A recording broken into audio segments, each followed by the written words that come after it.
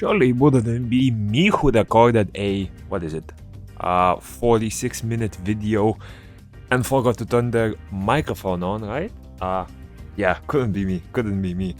So, I played with MASHA a bit. These are her stats, and I'm gonna play through the PvP fights and comment on top of them. It's not a live reaction, so maybe I'll be able to give a bit more insight that way, yeah? For this one, here's what I have: Rage Destroy, 42 life effect, because I just have like 3 of the same one for whatever reason. Stats, max crit, if you account for the attack speed passive, right?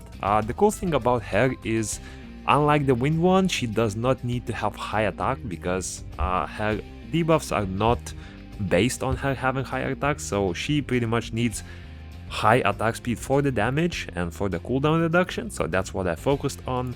High attack speed and then bruiserish stats. I think she's like at attack speed, 3 damage, HP or something. So yeah, I'm just gonna show you the fights that I had and we'll see. Okay, so I tried it out in... Oh, come on, why is it not working now?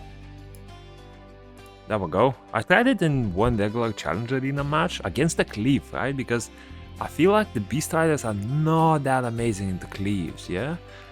So the main drawback here was like there's a lot of routes. The Ophelia has a route, the Light Monkey has a route, but even then I think the Beast Rider focused on the cliff, right? Or no, I figured it was focusing on the Monkey at first. But I don't know, like the defense break landed, the block beneficial landed on everyone. I mean, everyone was melee. I don't know why Wusa was in melee range, but it even reached him, right? And with Ophelia's... Was it Ophelia? Yeah, Ophelia's route. It is very hard to dodge that stuff, and at that point, as you can see, again, she just used up that second skill, 10 stacks. She's doing a lot of damage. She is not losing those stacks anytime soon, and she's just chipping away, right? I feel like she's more of a chip away damage than a straight up nuke. I don't know, worked out pretty well, right? Yeah, and then I went to Brawl Arena, but then again, when testing Beast Riders, I really like to go like no sustain, as you can see. So double Beast Rider Vanessa. I'm picking Vanessa purely because when she revives in beast form, so they're able to have 2 lives, right? And I'm just going for the regular nuke, the Orbia nuke the Solera strat. In this one, unfortunately, it didn't work out too well because of that, Ophelia, right? Ophelia being the broken unit that it is, completely counters the sim. So again, like, I think I might need to bring some immunity with this, because they do good damage. Like, look at Orbia. Orbia is permanently super low, and she would be even lower if my units could move for half of the time, right? But yeah, I chased, but again, like, one Ophelia route and it's just game over, yeah? So, go next. Okay, and yeah, another super explosive match. No healers on my side. No healers on his side as well. I'm not sure what the Deshar was doing because there's like no buffs. But again, both of my Beast Riders just chipping away at a Solera, right? I'm low, but also they're gonna drop low, right?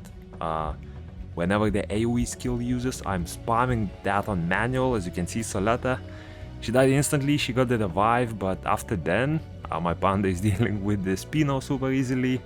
While the Beast Riders are just chipping away the backline. I think, look at that damage. Was that the fire one? Look at Solera. Look at Solera. Keep in mind, water element Solera. She heals. It was the wind one. Okay. But yeah, not bad. I don't know. Oh yeah, this one. This was a sick game. So, again, super sort of like explosive match. As you can see, Ophelia the only sustain on my team. His team, Kina and Huaki, so like no defense buffs, no immunity. I guess you can call Wind Kina immunity, but I mean, I'm permanently stripping it with that Wind, Wind Beast Rider, yeah? So, yeah, this was a sick match. By the way, spoiler alert.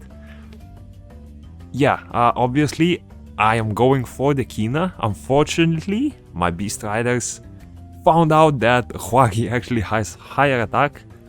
So yeah, they both went for Huaki, whereas I was focusing on Kina for a bit, so until I realized what is happening, it was a little bit of damage already being done. As you can see, my cleave is looking super healthy right now. But as a Hail Mary, I just thought, whatever, send it. Try to kill the Kina, right? if I kill the Kina, it might work out, right? So as you can see, the Fire Beast Rider chipping away at the Kina, yeah? She has 8 energy, so she's doing HP based damage. Look at that. Look at that. Yes, the wind one is helping, but the fire one is doing a lot of damage there. The wind one dies, then it's a 2v2. Ophelia is of course super OP, as you can see. The Beast Rider 1v1ing the Archer. Without defense break, she is losing that, but defense break lands and yeah, lovely. And at this point, yeah, it was quite a long battle. I think it's like another 40 seconds, but spoiler alert, eventually the opponent gave up. I was gonna win this one most likely, so yeah. That was a sick match, that was a sick match. Yeah, I think I looked at the damage and yeah, look at that. When you let her get that energy and just chip away at high HP units, she can be super good there, you know? Okay, so for this one, I'm not gonna lie, I didn't like my draft at all here. I was going for the double Beast Rider, I was going for Vanessa, and then he banned the Beast Rider. I had to ban the Vanessa because, first of all, I needed the strip, and yeah, that was my only stripper there, just to counter that Huaki, counter that Fengian, yeah. Wusa, I kind of felt like if I ban the Wusa, I have no sustain at all against the Wind Panda, right? So, against the Barbara, so yeah, wasn't gonna let that happen, so I had to go with this team, and I'm not gonna lie, I think I found out how the fire one works best, at least, right? So, previously I was trying to use her as sort of like a bruiser-ish tanky assassin, right? Like, going with the Wind Beast Rider together, right? And just trying to nuke a target. The thing is, look at that. Look at the debuffs on the enemy. Block beneficial effect, block beneficial effect. Completely counters the Orbia, completely counters the Fengian. Or maybe the Fengian has cleanse, but I don't think he has a... but does it apply a debuff on his second skill? I don't even know. But yeah, I feel like her better use is just going for the block beneficial effects and the defense break, right? Instead of just going for a full nuke. At least from this game, it worked out really well. I felt like it, I don't know, it just felt a little bit more consistent, a little bit more impactful than going for a single target strip and nuke, right? Just going AoE and just trying to sort of CC, sort of bruiser, I don't know what you even call that. But yeah, she did good damage, she did some defense break, that block beneficial was insane. And yeah, that was a pretty solid win. Okay, and another, I mean, can it get more explosive than this?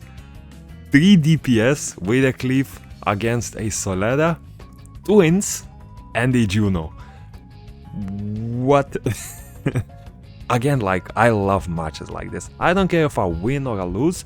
If matches was like this, like 15, 20 seconds long, super fun, super high damage comms, I would actually enjoy Broil way more, but the current Paladin meta is just so dead.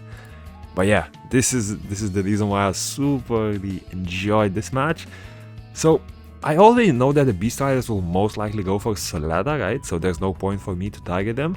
So what I did is I basically spammed skill 2 from Espino on Solera, and that way I'm able to strip and I'm able to focus that third unit on the summoner. As you can see, they eliminated the Solera instantly, took out the Archer, who was most likely the highest attack and the lowest HP, because Juno and a HP scaling twin will potentially have higher HP and lower attack than both of them. So yeah, as you can see, the focus on that was amazing. The damage was spread super evenly, like all 3 units did pretty much the same thing. I don't know how I did the most damage, especially since I went for a CC water element, right? Like, my goal was not to do damage, but to CC the enemies and drop them, basically drop their attack power, so they wouldn't nuke me as fast, because like, no immunities, no healing in this match, nothing.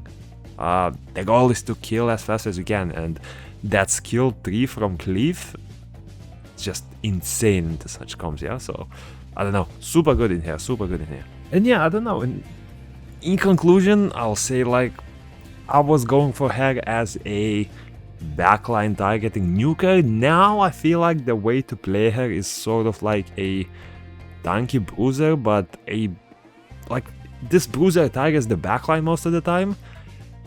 But I don't think the point is to kill the backline as fast, as instead you should just like try to maybe block beneficial, try to defense break and just chip away. Maybe destroy runes could work on her very well because of the HP scaling damage, right? If you just stack attack speed, you will automatically have a lot of damage and a lot of extra stats like crit rate, precision, all of that. And also every stack she gets, what was her passive? I forgot. Was it...